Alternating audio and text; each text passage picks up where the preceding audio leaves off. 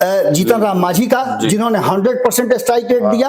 एक सीट उनको मिला, एक सीट जीत करके आए, और 5 सीट मिला इनको, जो 5 सीट जीत करके आए हैं। स्ट्राइक रेट इनका भी बढ़िया है, यानी कि जो आंकड़े बता रहे हैं, सर्वे रिपोर्ट बता रहा है, उसमें साफ साफ नजर आ रहा है कि इन दोनों के जीतने का जो प्रतिशत है, अगर इनको अधिक सीटें मिले विधानसभा में, तो ये 80 से 90% तक हर सीट पर जीत की गारंटी मान रहे हैं। कुशवाहा भी वहां है, और कहा यह जा रहा है कि अगर थोड़ा सा 19-20 हुए तो इनको भी इधर ले आया जाएगा। इस खेमे में इनके पास भी अच्छा खासा वोट बैंक है, और ये तो इनके अभी पूर्व एमएलसी को तोड़ करके ले आए। इसके अलावा अभी कई लोग लाइन में है, चुनाव आते आते देखिएगा कि बहुत सारे लोग। भारतीय जनता पार्टी 12 सीटों पे जीत करके आई है, या 17 सीटों पे चुनाव लड़ी है, तो ये 5 ही सीट पे लड़ी है, लेकिन 5 सीट पे जो इसको वोट आए हैं, वो भारतीय जनता पार्टी की इन 5 सीटों को अगर देखें हम, तो भारतीय जनता पार्टी से 38,000 वोट हर लोकसभा में इसको ज्यादा आया है। जी। नोरमा ग्रुप, जो सोचता है वो करता है, आपके अपने सपनों का आशियाना। नमस्कार, मैं हूं सागर कुमार, भारत लाइव देख रहे हैं आप। सुबह सुबह आप तमाम दर्शकों का बहुत बहुत स्वागत है। चर्चा गरम देख रहे हैं आप। देखिए, चर्चा गरम में हम पॉलिटिकल खबरें, जो ट्रेंड में रहने वाली खबरें हैं, उनको हम दिखाएंगे आज दिन भर, और आने वाले कुछ समय में ये जो विषय है वो चर्चा में रहने वाला है। हालांकि जिस सब्जेक्ट को हम आज उठाने वाले हैं, जिस पर बातचीत करने वाले हैं, वह विषय आज ही नहीं बल्कि पिछले कई दिनों से चर्चा में है और आगे भी चर्चा में रहेगा। इसकी परिणति कब दिखेगी ये किसी को पता नहीं है। देखिए, खरवास खत्म हो गया है, दही चूड़ा का भोज भी हुआ है, लेकिन चर्चा जो चल रही थी कि खरवास के बाद बिहार में खेला होगा, खेला तो नहीं हुआ, लेकिन इधर से उधर जरूर हुआ है। आप बात कर लें एनडीए की, तो एनडीए में भी कुछ ऐसे ही लोग हैं जो एनडीए के एक घटक दल छोड़कर दूसरे घटक दल में चले गए हैं, तो एक पूरा का पूरा दल ही एनडीए गठबंधन से निकलकर महागठबंधन में जाने की ओर अग्रसर है। अब क्या होगा? अब नीतीश कुमार किस ओर करवट लेंगे? नीतीश कुमार और लोक जनशक्ति पार्टी रामविलास के बीच में सीटों के मतभेद की बात कही जा रही है। दिल्ली चुनाव में जो सीटें बटी हैं उसमें मतभेद की बात आ रही है, और यह देखने को भी मिला कि जब मकर संक्रांति के भोज में चिराग पासवान के घर नीतीश कुमार पहुंचते हैं, चिराग पासवान से मुलाकात नहीं होती है। तो क्या नीतीश कुमार गुस्से में है? क्या कोई बदले की राजनीति चल रही है? क्या बिहार में जो समीकरण इस वक्त सियासत में साधे जा रहे हैं वो किसी बड़े संकेत का इशारा तो नहीं कर रहे हैं? इन तमाम सवालों पर चर्चा करेंगे। सीधे बाबा को बुलाते हैं और आज का जो टॉपिक है उस पर हम चर्चा करते हैं। बाबा, पहले तो बहुत बहुत स्वागत है आपका। बहुत बहुत धन्यवाद सागर जी। बाबा, नीतीश के बिना बिहार में एनडीए की बनेगी सरकार। ताजा सर्वे में नया समीकरण, कौन सा ऐसा ताजा समीकरण बाबा आ गया है जिससे आप ये बातें कर रहे हैं? अगर सीधा से पूछें तो आपको लगता है कि नीतीश के बिना सरकार कोई बनेगी बिहार में? ये तो नहीं बनेगा, नहीं लगता, क्योंकि 15%। लेकिन हम लगातार जो खबरें कर रहे हैं, उन खबरों के हिसाब से हम थोड़ा सा अगर पीछे जाते हैं जी, तो आपने देखा होगा कि 2024 के चुनाव में भी बहुत सारी बातें कही जा रही थी। कहा यह जा रहा था कि 50-50 का आंकड़ा होगा, जब नीतीश कुमार एनडीए का हिस्सा नहीं बने थे। तब हम लोगों ने भी आंकलन बताया था कि 40 सीटों में से 20 सीट और 20 से 22 सीट एनडीए जीत सकती है, और बाकी की सीटें जो है उधर जा रही हैं, दूसरी तरफ जा रही हैं, यानी कि 50-50 का चांस था, और ये लगभग उसी अंदाज में हुआ भी है। जी जी जी। हालांकि अगर भारतीय जनता पार्टी की बात करें तो भारतीय जनता पार्टी बिहार में पूरी तरह से फ्लैट गिरी है, क्योंकि जो सहयोगी दल हैं, अगर उनके पास सीटें अगर नहीं 18 आती तो भारतीय जनता पार्टी की 12 सीटों से क्या होता? कुछ भी नहीं, बिल्कुल पूरी तरह से परास्त हो चुकी थी। लेकिन नीतीश कुमार और उनके सहयोगी 17 सीटें, 18 सीटें हो गई ना, एक मांझी भी तो उसमें शामिल है, तो 17 तो इन दोनों की हो गई, एक मांझी की हो गई। हालांकि उनको जीतना तो और भी सीट चाहिए था, लेकिन जो परिस्थितियां बनी उस परिस्थिति में ये 18 सीटें भारी पड़ रही हैं उन 12 सीटों में। ये बहुत दूसरा सबसे बड़ी बात की जो चुनाव हुआ था 2024 का, उस चुनाव ने बहुत सारे ट्रेंड सेट किए हैं।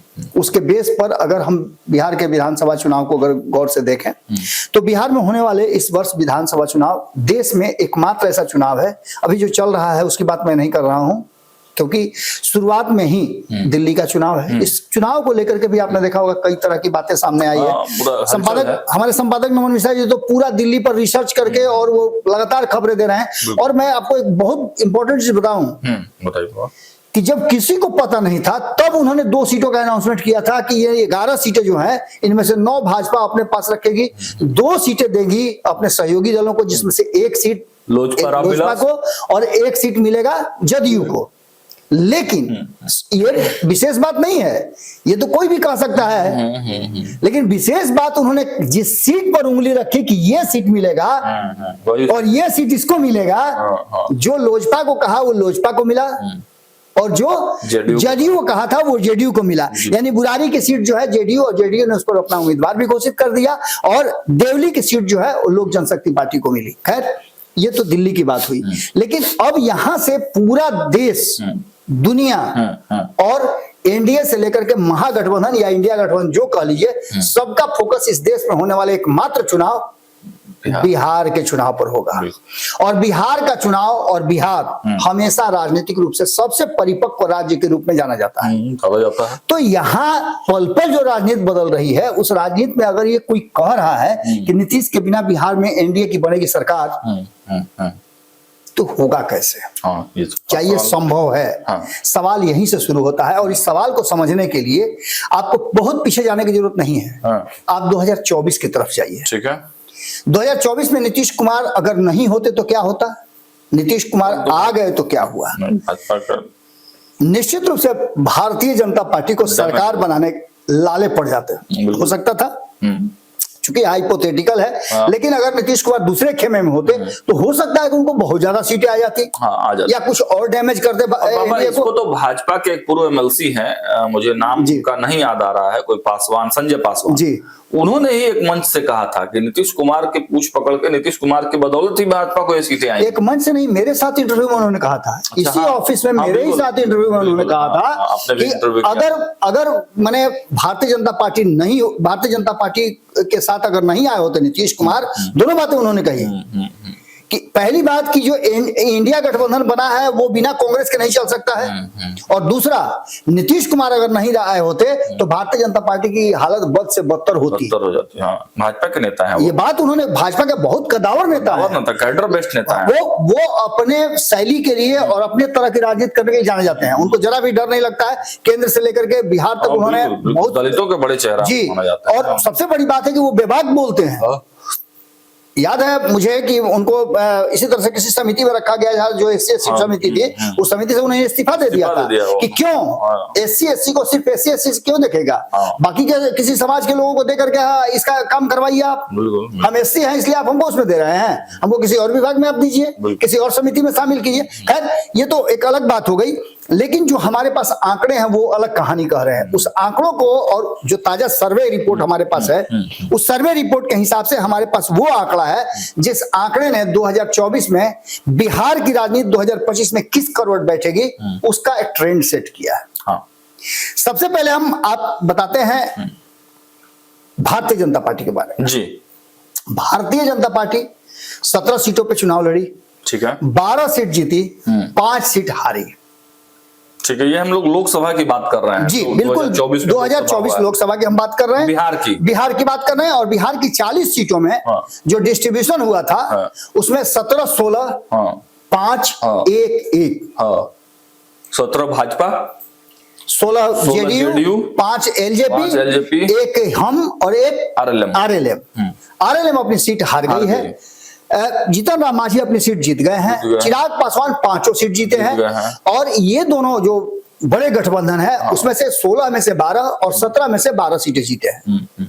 अब इस जीती हुई सीट के साथ साथ जो 17 सीटों पे इनको वोट आया, वो वोट कितना था ये जानना बहुत जरूरी है, क्योंकि इसी के आधार पर वो ट्रेंड सेट होगा कि आने वाला 2025 के चुनाव में ऊंट किस करवट बैठेगा। बिल्कुल, अगर नीतीश कुमार रहते हैं तो क्या होगा, नीतीश कुमार नहीं रहते हैं तो क्या होगा। क्योंकि ताजा वो जनादेश है तो उसी आधार पर एक साल में बहुत ज्यादा डिफरेंस, हल्का फुल्का डिफरेंस हो सकता है। और सागर सबसे बड़ी बात यह है कि कई बार हम लोगों ने इस बात को बताने की कोशिश भी की है, आंकड़े भी इस बात की गवाही दे रहे हैं कि इस बार का लोकसभा चुनाव खास करके बिहार और उत्तर प्रदेश और बंगाल में केंद्र के तर्ज पे नहीं हुआ है, केंद्रीय मुद्दों के आधार पर नहीं हुआ है, वो स्थानीय मुद्दे के आधार पर हुआ है। इसलिए ये चुनाव और ज्यादा महत्वपूर्ण और ये परिणाम भी महत्वपूर्ण हो जाता है। तो भारतीय जनता पार्टी की जब हम बात करते हैं तो टोटल 88,85,000 वोट आए हैं, जिसमें अगर प्रति लोकसभा वाइज हम इसको देखें तो इसमें 52,026 प्रति विधानसभा, प्रति लोकसभा, प्रति विधानसभा,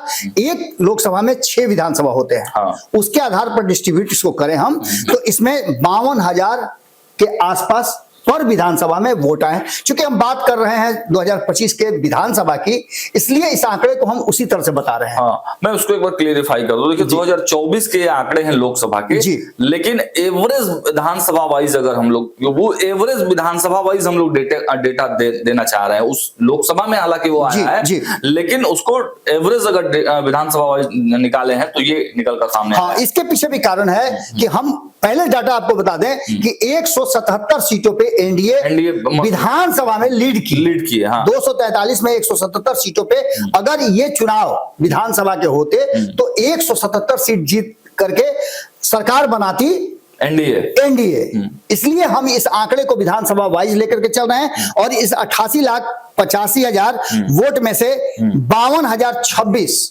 यानी 52,000 के आसपास, जो 52,000 के एवरेज वोट जो है विधानसभा भाजपा को, हर विधानसभा में भाजपा को प्राप्त हुए हैं। एवरेज 52,000 जी। वहीं अगर बात करें हम जनता दल यूनाइटेड की, तो जनता दल यूनाइटेड को 80,20,000 वोट मिले हैं, जो कि 16 लोकसभा में वो चुनाव लड़ी थी। अगर इसको विधानसभा वाइज देखते हैं हम तो 50,000 पर विधानसभा, 72 विधानसभा पे ये लीड कर रही थी। 50,000 पर विधानसभा, 52,000 और ये 50,000 विधानसभा वाइज। वहीं अगर लोक जनशक्ति पार्टी की बात करें तो लोक जनशक्ति पार्टी 5 सीटों पर चुनाव लड़ी थी और उसे कुल वोट 28,03,000 के आसपास मिले थे, जिसके हिसाब से वो 56,000 प्रति विधानसभा जो 29 विधानसभा में वो लीड की थी और 56,000 के आसपास उसको वोट मिले थे।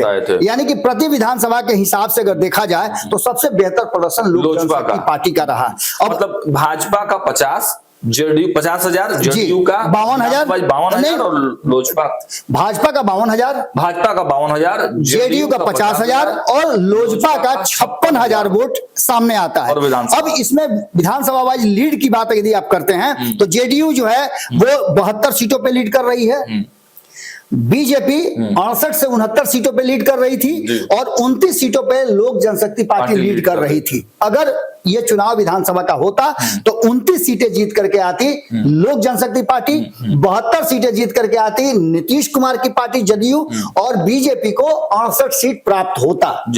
ये आंकड़े बता रहे हैं जो ताजा सर्वे के आंकड़े हैं। अब इस आंकड़े को अगर किसी और दृष्टि से देखें तो प्रति लोकसभा के हिसाब से, हर लोकसभा के हिसाब से जो जितनी सीटों पे लड़ा है उसके हिसाब से अगर देखा जाए तो लोक जनशक्ति पार्टी को जितने वोट आए हैं जदयू के बनिस्पत उसे हर लोकसभा में 59,000 वोट ज्यादा आए हैं।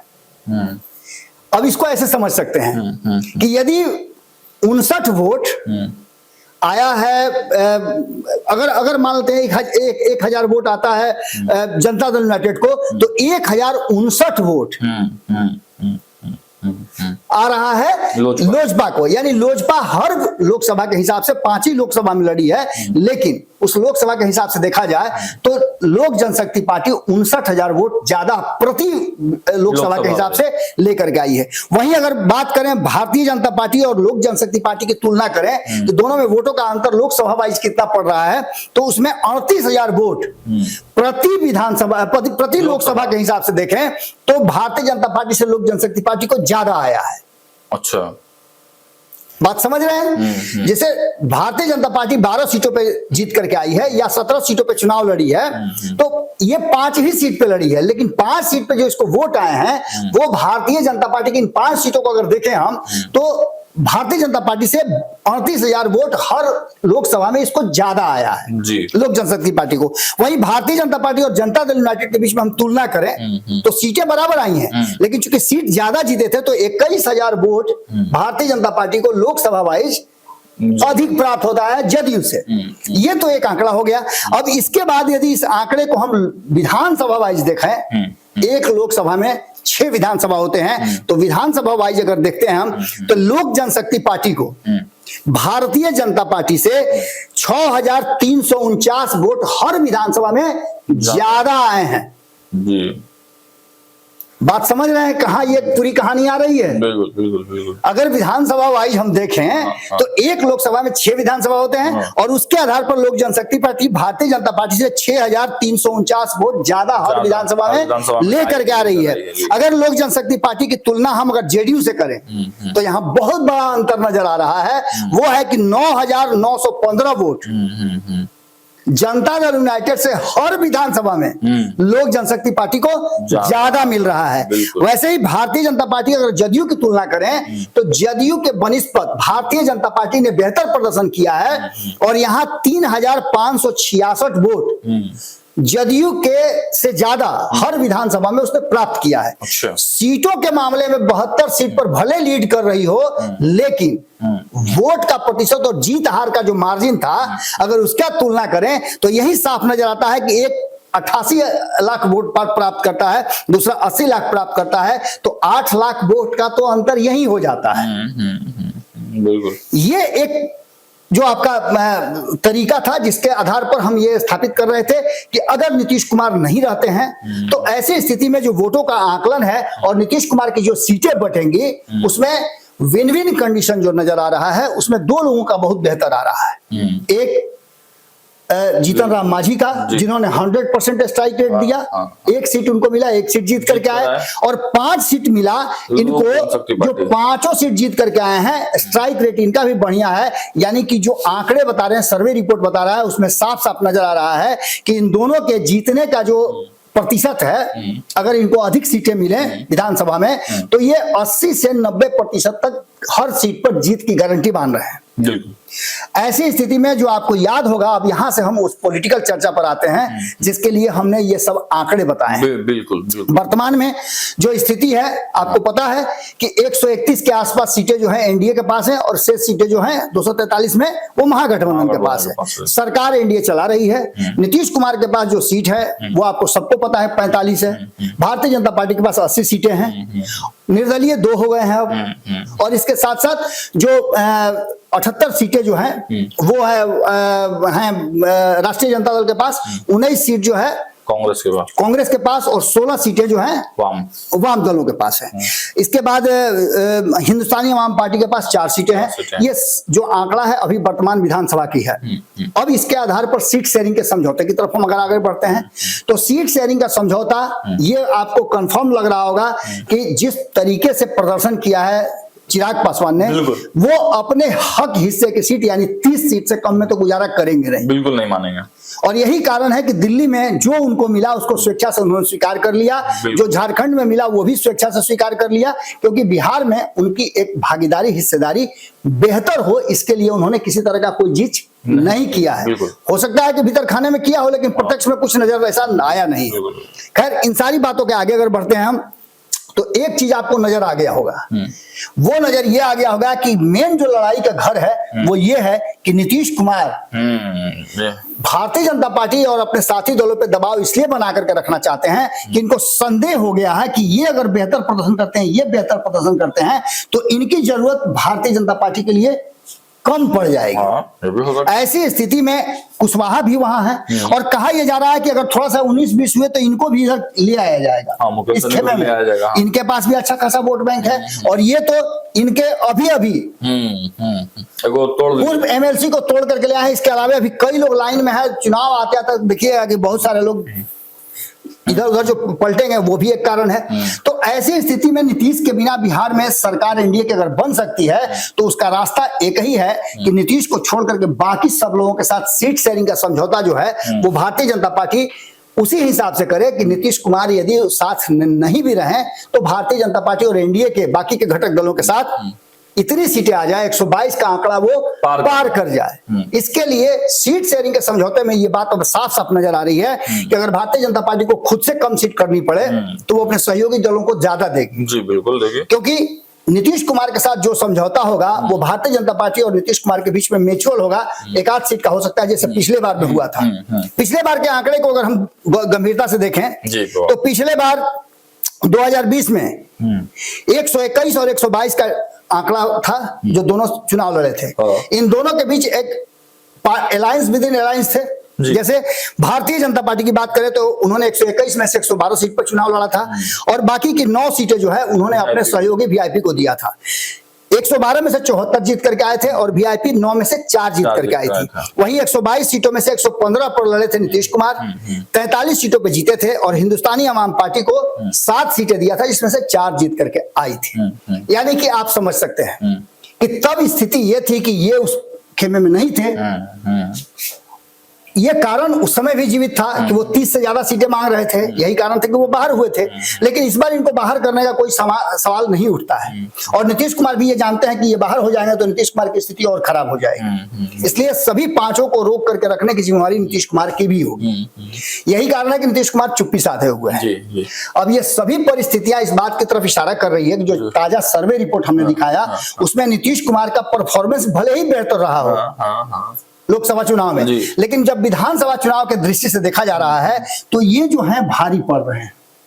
बिल्कुल, यानी कि ये बात कही जा सकती है कि नीतीश कुमार की मजबूरी का और नीतीश कुमार के दब करके रहने का ये भी एक कारण है कि अगर भाजपा के साथ रहते हैं सब कुछ ठीक ठाक रहेगा तो कम सीट आने के बाद भी मुख्यमंत्री की कुर्सी तो मिल सकती है। तो इसमें अगर बाबा नीतीश कुमार ये चाहेंगे कि हमको इतनी सीटें मिले कि ये तीनों मिलके चारों मिलके सरकार अगर इन लोग जीत के आता है तो सरकार ना बना पाए, उतनी सीटें हमको चाहिए और उस स्थिति में इनको लगभग भाजपा से अच्छी खासी ज्यादा सीटें लेनी पड़ेगी। ऐसा संभव ही नहीं है, इस बार ऐसा संभव नहीं है सागर। अच्छा। क्योंकि भारतीय जनता पार्टी को ये पता है कि 20 साल हो गए हैं, ये ज्यादा छटर-पटर करेंगे तो इनको भारतीय जनता पार्टी छोड़ भी सकती है। मैं तीसरे विकल्प की बात चर्चा क्यों कर रहा हूं, इसीलिए कर रहा हूं जो समीकरण बने हैं उस समीकरण के हिसाब से आपको सारी चीजें समझ में आ गई होंगी और मुझे लगता है कि हमारे दर्शकों को भी समझ में आ गई होगी। बिल्कुल, बिल्कुल। ऐसी स्थिति में अगर नीतीश कुमार एनडीए का हिस्सा रहते हैं तो बहुत अच्छा, अगर नहीं भी रहते हैं तो एनडीए उस स्थिति में जरूर है कि वो कड़ी टक्कर दे सके और 122 के आंकड़े तक पहुंचने के लिए अपने आप को तैयार कर सके। हालांकि कमजोर यहां भी नहीं समझना है, मुकेश सहनी के आने के बाद से जो इंडिया गठबंधन है, महागठबंधन, वो काफी मजबूत हुआ है और मुकेश सहनी जिस तरह का दाव खेल रहे हैं वो दाव काफी प्रभावशाली नजर आ रहा है क्योंकि वो सिर्फ मलाह नहीं बल्कि अलग अलग ब्राह्मणों को जोड़ करके और अलग अलग लोगों को सुना जा रहा है कि अभी भूमिहारों को जोड़ने वाले हैं, कुशवाहा को जोड़ने वाले हैं। तो ये समीकरण बैठा करके कहीं ना कहीं ये मजबूत हो रहे हैं। ऐसी स्थिति में नीतीश कुमार को ये बात पता होगा कि नीतीश कुमार के बिना सरकार बन जाएगी तो नीतीश कुमार कहीं नहीं जाएंगे। और बाबा ये भी खबरें आ रही है कि मुकेश सहनी जिस ब्राह्मण चेहरों को जोड़े हैं उसका प्रभाव इतना है कि जो विरोधी है यानी भाजपा के कोई वहां पे जो विरोधी हैं इन लोगों के तो वो अब ब्राह्मणों के पास जा रहे हैं कि भाई आप हमको सपोर्ट कीजिए, उनको बुला कर बैठक भी कर रहे हैं। निश्चित रूप से परिस्थितियां बदल रही हैं, परिस्थितियां बदल रही जी। चलिए, तो देखा आपने, ये साफ साफ बाबा ने आपको डिस्कशन करके ये चर्चा गरम में बताया है और आंकड़ों के जरिए आपको बताया है कि मजबूरी या फिर जरूरी है तो नीतीश कुमार ही नीतीश कुमार हैं, क्योंकि 15% वोट हमेशा हर स्थिति में नीतीश कुमार के साथ रहता है। और अगर नीतीश कुमार दूसरे खेमे में यानी लालू प्रसाद यादव के बुलावे पर उधर चले भी जाते हैं तब पर भी भाजपा, लोजपा रामविलास, जीतन राम मांझी की पार्टी हम और उपेंद्र कुशवाहा की पार्टी आरएलएम, ये चारों पार्टियां मिलकर बिहार में बड़ा गेम कर सकती है। और बिना नीतीश कुमार के सपोर्ट के भी जो आंकड़े कह रहे हैं, ये हमारा दावा बिल्कुल भी नहीं है, ये आंकड़े के हिसाब से बाबा ने आपको ये बताया है कि ये चारों पार्टियां मिलकर लोकसभा का जो जनादेश आया है उस हिसाब से अगर देखें तो वर्तमान में बिना नीतीश कुमार के भी एनडीए की सरकार बनती हुई नजर आ रही है। आने वाले समय में क्या होगा इस पर हमारी नजर बनी रहेगी। देखते रहिए भारत लाइव। बहुत बहुत धन्यवाद। आपके सपनों को हमने सजाया है, ई होम्स पैनोरामा को हमने बनाया है। ई होम्स मेरा एक सपना था जिसपे मैं पिछले 4 साल से काम कर रहा था। हमने जो बनाया है वो सबने है माना। ई होम्स पैनोरामा में हो आपका भी आशियाना। और फाइनली हमने 2021 में इस प्रोजेक्ट को लॉन्च किया। बहुत लोग अप्रिशिएट कर रहे हैं कि पूर्णिया जैसे शहर में, बिहार के, एक तो बिहार की बात करें उसमें भी पूर्णिया जैसे छोटे जगह में इस तरह का लाइफस्टाइल देना, ये सुन के हम लोगों को बहुत अच्छा लगता है। ई होम्स में हमने कुछ और भी किया है, जैसे हम जिस जगह में रह रहे हैं हमारे फैमिली सिक्योर हो, उनको सिक्योरिटी का ध्यान में रखा है। आपकी सुविधा और सुरक्षा आपके लिए खास है, ये आपका विश्वास है। इसमें आर्टिफिशियल इंटेलिजेंस का 7 लेयर सिक्योरिटी का हमने इस्तेमाल किया है। लस ग्रीन कैंपस को बनाया है, यदि हमारा बाउंड्री वाल है तो वो वर्टिकल गार्डन है। ये जितनी भी फैसिलिटी होता है एक इंटरनेशनल टाउनशिप में ई होम्स है, ये हम लोग विश्वास नहीं कर पा रहे हैं। जो भी हमारे मित्र दोस्त या जो भी हमारे बाहर के बाहर आते हैं तो हम लोगों को बहुत अच्छा सुनने को मिलता है और बहुत अच्छा क्रेडिट मिल रहा है। वो सारा हमने सिर्फ एक बिल्डिंग नहीं बनाया, हमें एक बहुत अच्छा लाइफस्टाइल दिया ई होम्स में, और मेरा एक सपना था जिसको मैं आज फुलफिल होते हुए देख पा रहा हूँ। ये आपका आवास है। ई होम्स पैनोरामा में अब आपका निवास है। E homes Panorama, luxurious lifestyle redefined. Panorama group, जो सोचता है वो करता है। अगर ये वीडियो पसंद आई और वह बिहार के राजनीति और बिहारियत से सरोकार रखेनी तो सब्सक्राइब बटन दबा के चैनल के सब्सक्राइब कर ली। ओजे एगो घंटी बा, ओकरा बटन दबा देला से कुल सटीक और मारक खबर रुआ मुफ्त में मिल जाई।